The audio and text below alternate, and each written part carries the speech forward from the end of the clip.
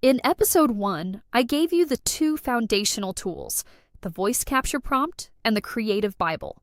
If you haven't watched that one, start there. This episode assumes you have them both, and it goes deeper.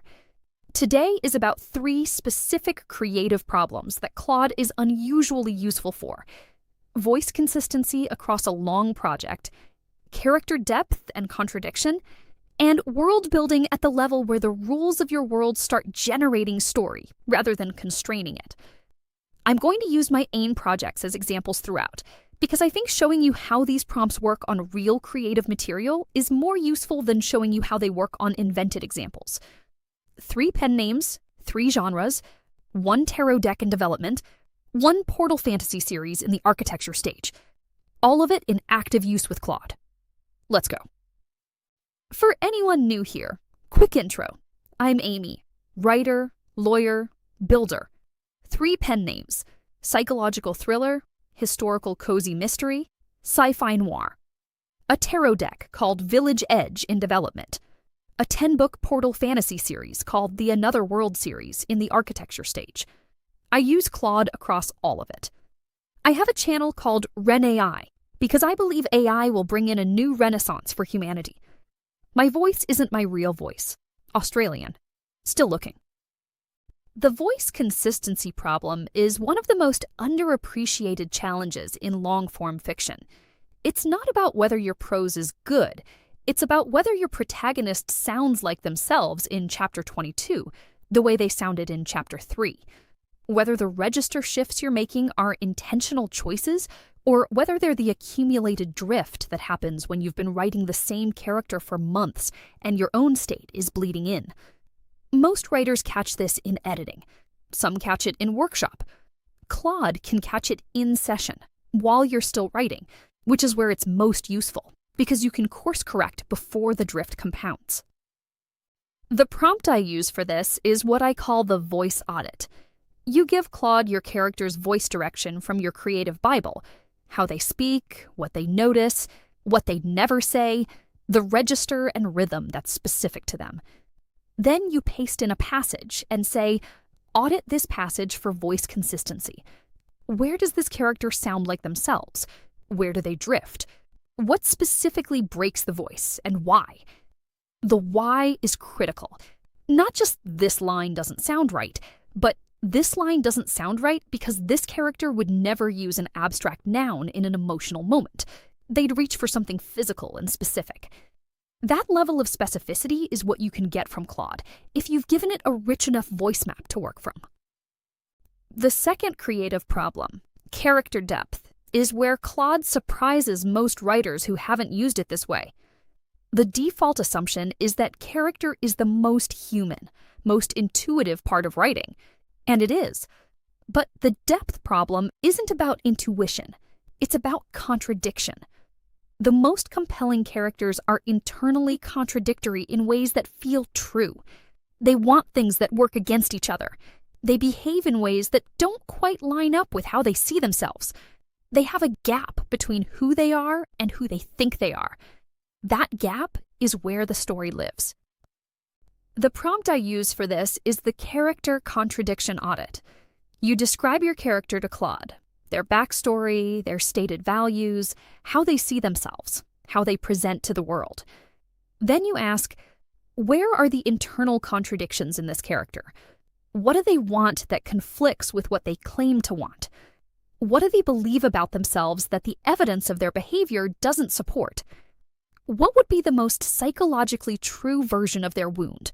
Not the story they tell about it, but the thing underneath the story. That last question, the thing underneath the story, is the one that consistently produces something I didn't have before I asked it.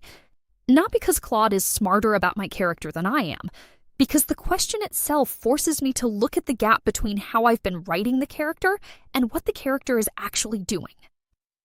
I'll give you an example from my own work.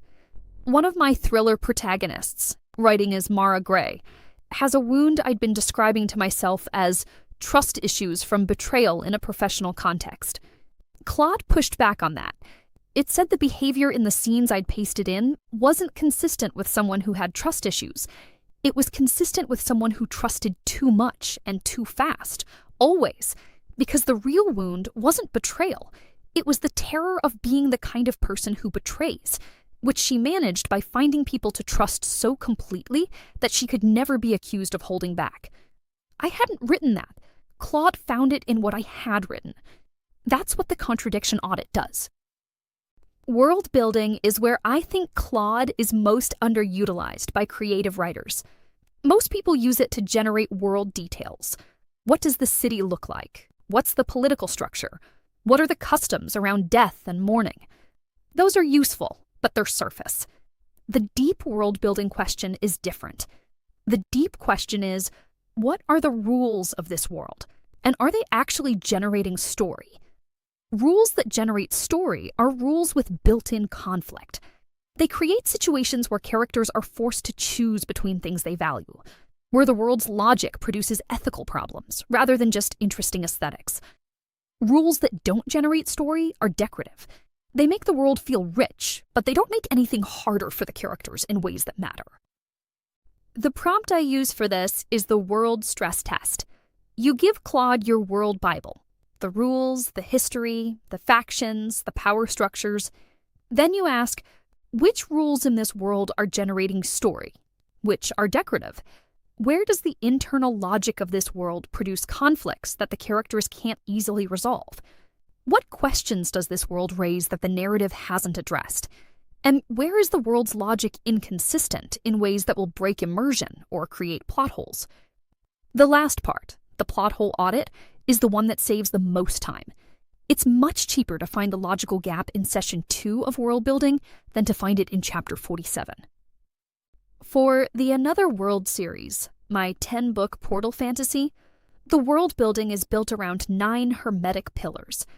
Each pillar governs a domain of the world and carries its own internal logic, its own rules about what's possible and what's forbidden. When I ran the world stress test on the first 3 pillars, Claude found 2 places where the rules of different pillars produced contradictions that I'd been quietly ignoring. Not ignoring maliciously, I just hadn't looked at them from that angle. The contradiction audit made me look. One of those contradictions turned into the central dramatic problem of Book 4. I wouldn't have found it without the stress test. The 4th prompt I want to give you, and this one is my personal favorite for creative decisions, is what I think of as the creative devil's advocate. You describe a creative decision you've made, the ending you've chosen, the structural choice, the POV you're using, the way you've resolved a character arc. Then you ask Claude to argue against it. Not to tell you it's wrong, to make the strongest possible case for why it might be the wrong choice, and what you might be missing, or what the alternative version of this decision would unlock. This is different from asking for feedback. Feedback asks, is this good? The devil's advocate asks, what am I not seeing? And because Claude has no stake in whether you use its argument, because it doesn't care if you change your mind or hold your ground, it can make the opposing case as strongly as it possibly can, without the social friction that usually makes giving this kind of pushback uncomfortable for a human reader. I've used this on the tarot deck. Village Edge Tarot is rooted in hedge witch and folk magic traditions, with a specific aesthetic that sits between the village edge and the liminal space beyond it, the threshold between the known world and what's past the knowing. When I was working through the structure of the major arcana, I was committed to a specific sequencing. Claude argued against it, with a case I hadn't considered, a different structural logic that would have changed the arc of the whole deck. I didn't change my mind, but the argument made me understand why I'd made my original choice at a level one hadn't articulated before. That understanding changed how I designed the imagery. So here's the toolkit from this episode. 4 prompts, each targeting a specific creative problem. The voice audit, for catching drift before it compounds. Paste in the passage, give Claude the voice map, ask for the audit with the why. The character contradiction audit, for finding the gap between who your character thinks they are and what they're actually doing. Ask for the thing underneath the story. The world stress test, for finding which rules generate story and which are decorative, and for catching logical gaps before they become plot holes. The creative devil's advocate, for understanding your own creative decisions at a deeper level by having Claude argue against them. None of these prompts produce the work. They produce clarity about the work. The writing is still yours. The decisions are still yours. These are the prompts I use when I need to see my own creative project from a position I can't reach from inside it. Episode 3 covers the full creative workflow, how all of this fits together from initial idea to developed project. See you there. I'm Aimee. This is Renaissance. Now go play.